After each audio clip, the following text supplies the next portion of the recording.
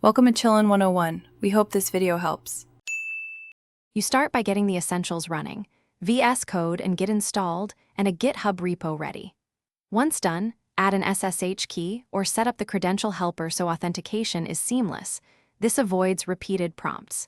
Next, clone the repository with git clone and immediately open that folder in VSCode so you can use the source control view.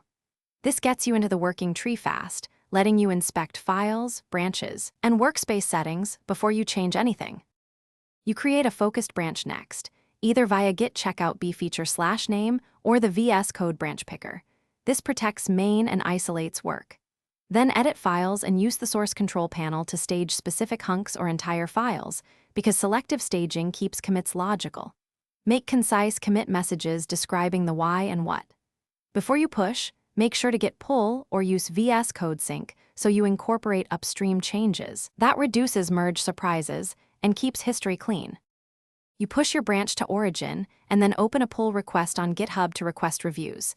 This documents intent and shows diffs. Once approved, merge via the web interface or command line, then delete the remote branch and clean up locally with git branch d. If something goes wrong, first check authentication. Ensure your SSH agent is running or HTTPS credentials are valid. Verify remote URL with git remote v, and confirm git config user. Email matches. Thanks for watching. Consider subscribing if we helped you.